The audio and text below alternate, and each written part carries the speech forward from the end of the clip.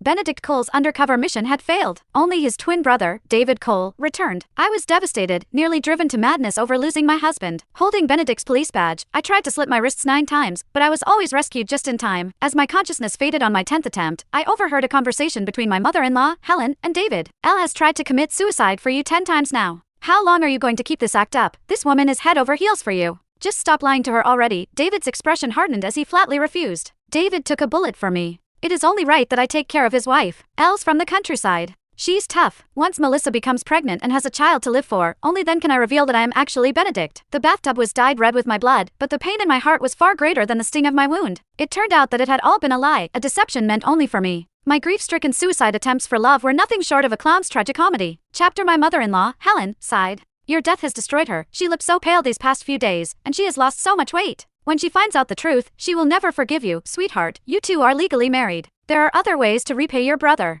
Melissa still has me to look after her. Before Helen could finish persuading Benedict, he cut her off. Mom, you don't get it, so stay out of it. Elle's grief is temporary. I'll get her the best doctors to treat her mental illness. If that doesn't work, well, try electroshock therapy. Once we get her through this rough patch, the suffering will stop. When Melissa gets pregnant and everything is back on track, I'll tell Elle the truth. Elle's a sensible girl. She loves me too much to let me go. She'll understand why I had to do this. The water in the bathtub rose past my nose. The pain in my chest was so intense that I struggled to breathe. I let go of Benedict's police badge in my hand and watched it drift in the bloody tub. I knew his badge number by heart. However, at this moment, it felt like a cruel and piercing betrayal. The shower head fell, and the loud crash brought Benedict running. He frantically gathered me into his arms. His anxious attempts to bandage my wound made me feel dazed. I called out softly, Ben. Benedict stayed in character so well and only let out a soft sigh. It killed any hope I had left. Elle, you're doing it again. It's me, David. He looked at me with a mix of frustration and reproach. Benedict is gone. Why do you keep doing this to yourself? Stop being so reckless.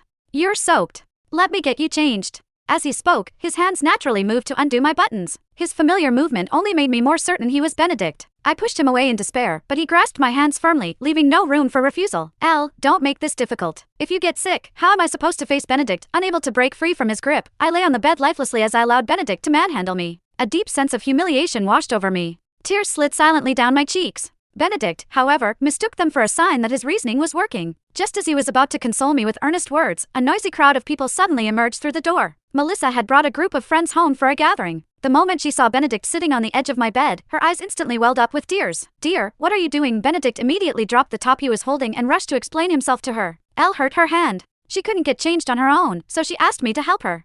I let out a startled cry and grabbed the blanket from the side of the bed to cover myself, but someone had already taken a photo of me in my disheveled, exposed state. With Benedict gone. The door clicked